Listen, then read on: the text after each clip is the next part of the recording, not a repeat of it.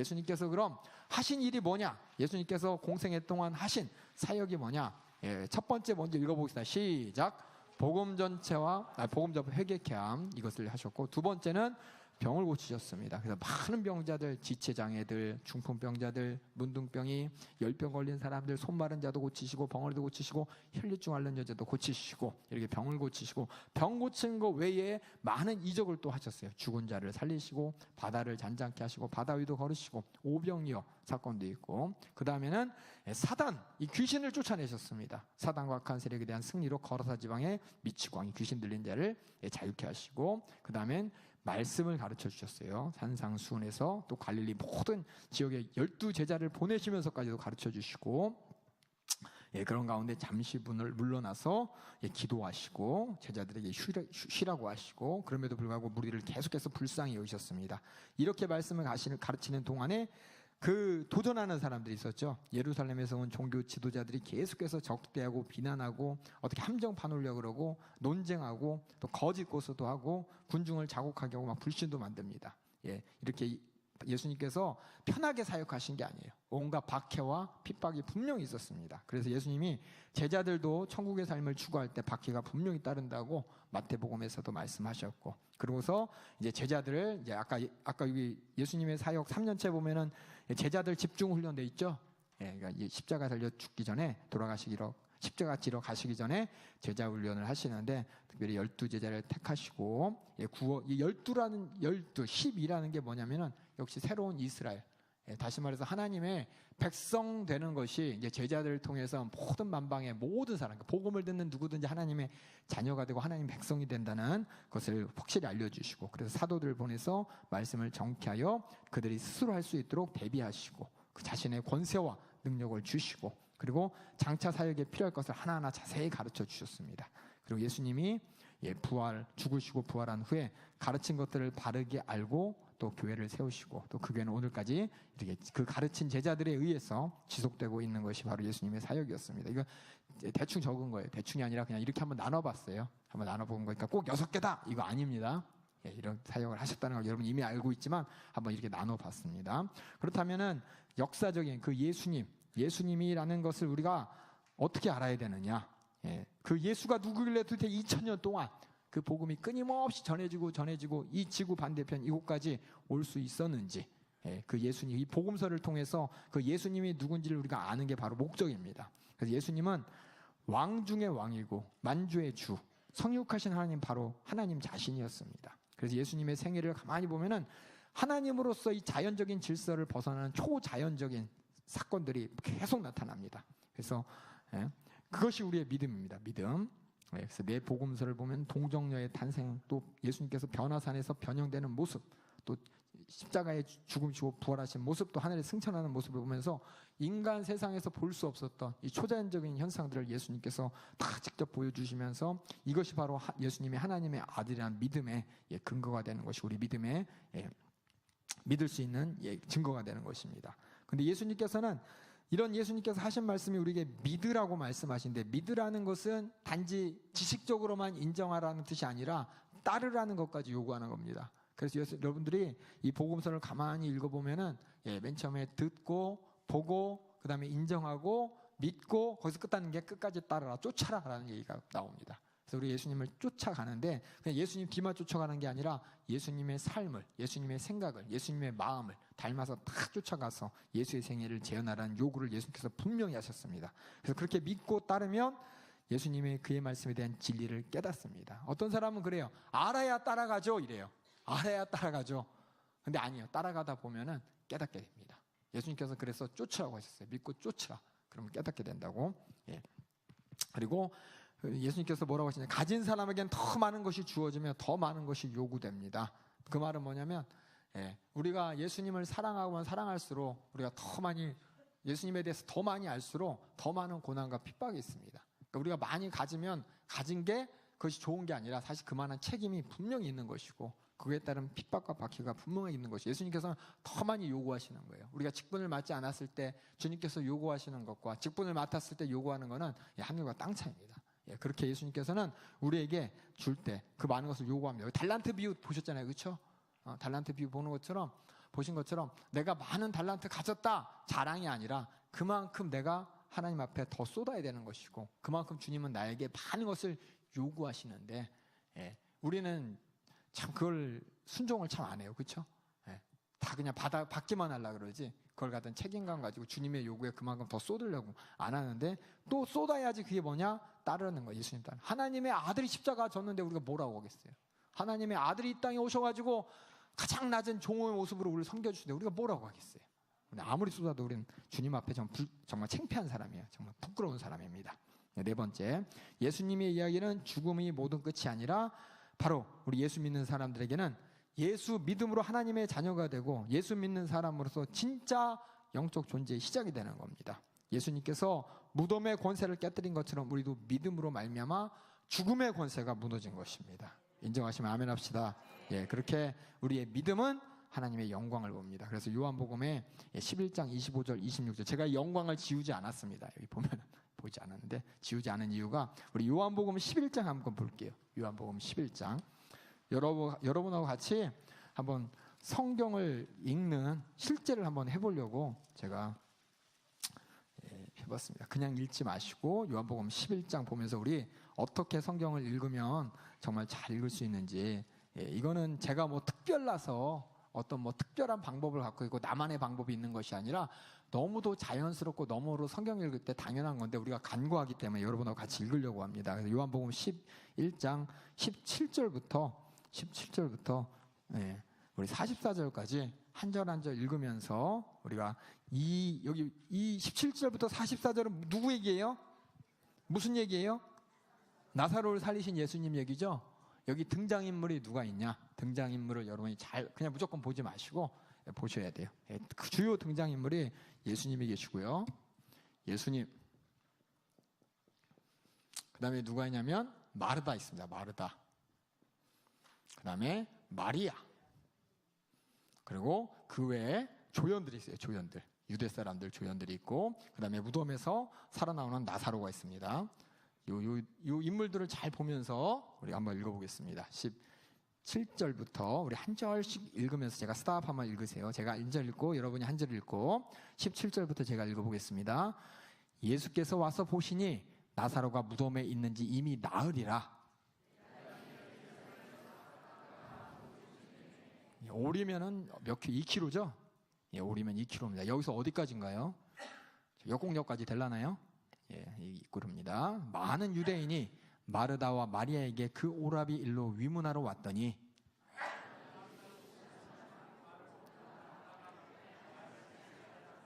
마르다가 예수께 여짜오되 주께서 여기 계셨다면 내 오라비가 죽지 아니하였겠나이다.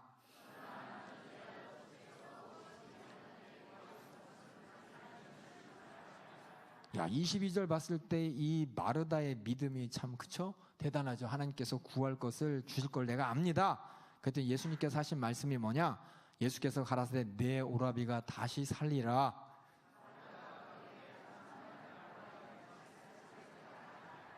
예수님께서는 뭐라고 하셨어요?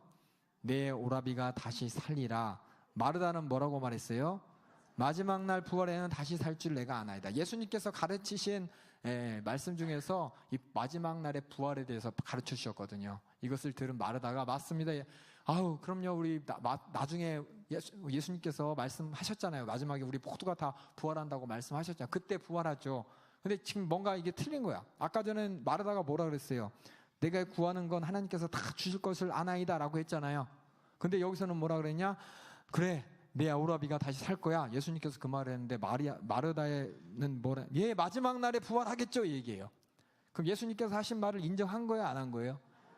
지금 그런 상황. 예수님께서 그 목소리를 듣고 네 오라비가 다시 살 거야. 근데 마르다는 뭐예요?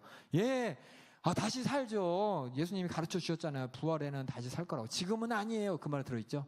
이 안에. 그 말은 뭐냐면은 마르다 예수님을 인정하고 이렇게까지 고백했어요. 무엇이든지 하나님께서 주실 것을 나는 압니다. 구하는 것은 라고 했지만 마르다의 믿음의 수준, 구하는 수준은 어디까지였어요? 예수님이 하실 일에 못 미칩니다. 그게 뭐냐면 내 생각에 딱 갇혀 있어요. 구한 게 뭐냐? 우리 오빠가 살아나는 것은 내가 지금 살아날 건 이미 끝났어요. 살아나지 않을 거예요. 그냥 우리한테 위로나 해주세요. 뭐겠죠? 위로, 우리 마음 평안하게 해주세요. 뭐 이 정도? 그럴지도 몰라. 그래서 다시 살아날 거라는 걸 생각도 안 하고 예수님께서 네 오라비가 다시 살 거다. 그래, 우리 예수님께서 마지막 날에 우리가 다 부활할 그날을 얘기하면서 하는구나 라는 그 정도 수준이지, 이 머리가 지금 열려있지 않고 딱 닫혀 있는 거예요. 예? 이해 가시죠? 그때 예수님께서 뭐라 그러냐? 예수께서 가라되 25절에 나는 부활이요 생명이니 나를 믿는 자는 죽어도 살겠고, 26절 시작.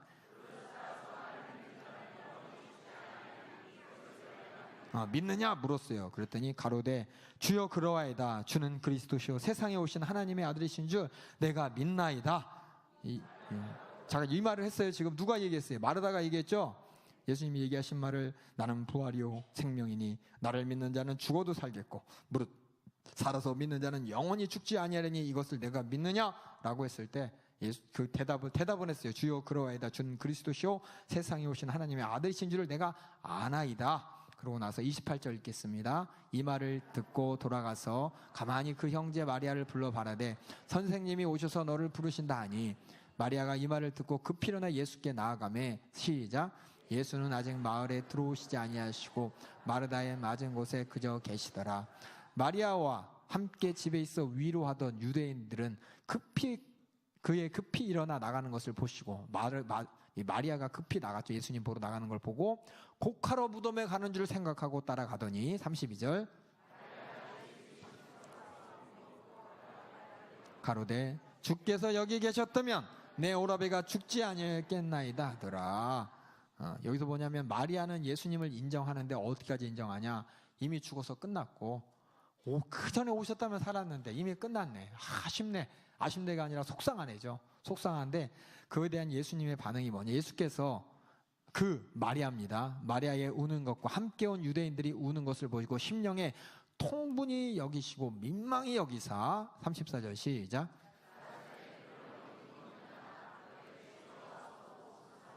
네, 35절 예수께서 눈물을 흘리시더라. 그중 어떤 이는 말하되 소경의 눈을 뜨게 한 이 사람이 그 사람은 죽지 않게 할 수 없었더냐 하더라.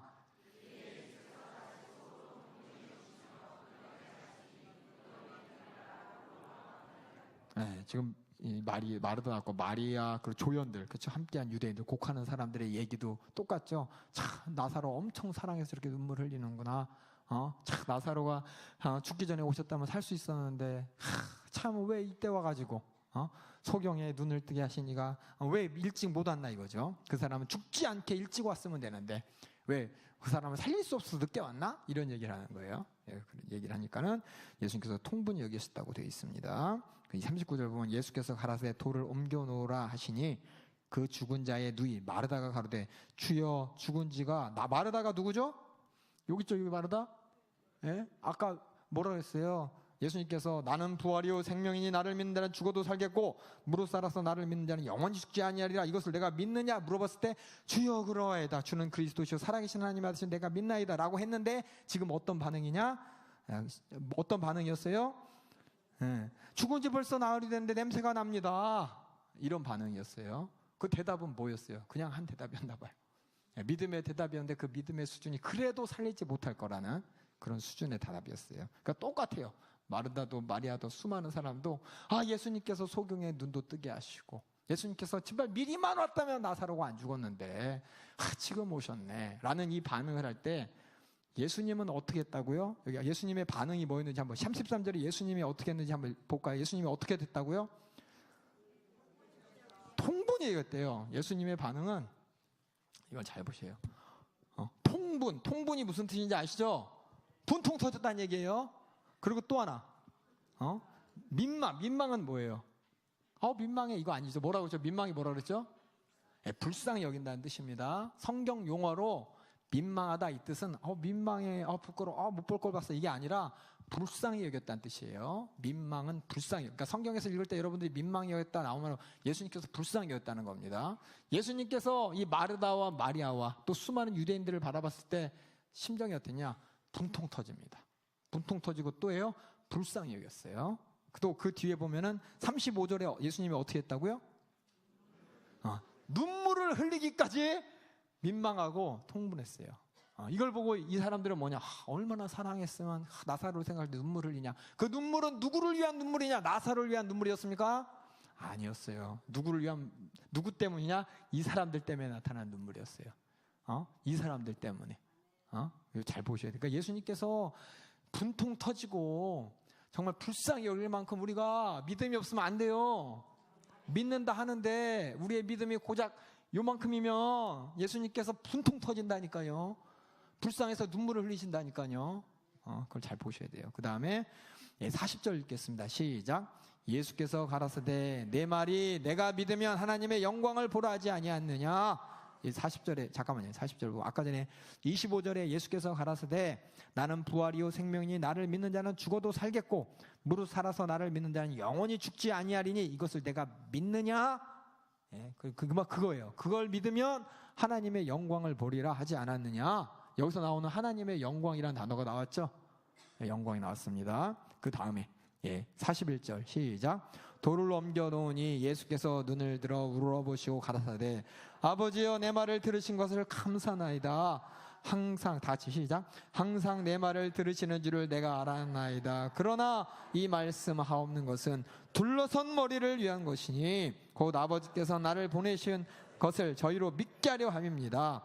이 말씀하시고 큰 소리로 나사로야 나오라 부르시니 죽은 자가 수족을 배로 동인 채로 나오는데 그 얼굴이 수건에 쌓였더라. 예수께서 가라사대 풀어놓으라 다니게 하라 하시니라. 지금 뭐냐면 예수님께서 통분하고 민망한 거 뭐냐? 믿음 없기 때문에. 예수님께서 부활 살리라, 네 오라비가 살리라. 근데 마르다의 생각도 마리아의 생각도 수많은 사람의 생각도 뭐예요? 생각의 한계는 다시 살지 못한다는 거예요. 근데 예수님께서 뭐예요? 믿으면 영광을 보리라. 제가 아까 전에 영광에 대해서 말씀드렸죠. 하나님이 나타내는 영광과 하나님이 하시는 일은 우리의 생각을 이 한계를 벗어나기 때문에 우리한테 하나님이 하신 일이 되는 거고 하나님의 증거가 되는 것이고 하나님의 영광이 되는 것입니다. 그래서 믿으면 영광을 보리라 그 말 때 여러분 볼 때 그래 영광 아니라 여러분 기대하셔야 돼. 뭐냐? 분명히 하나님께서 응답하시고 하나님이 일하시는데 내 생각하는 그 이상의 방법 뭔지 모르지만 어떻게 될지는 지금은 모르지만 나중에 갈 때 가보면 분명히 알게 될 하나님의 역사가 이루어질 것을 믿는 게 바로 우리의 믿음입니다.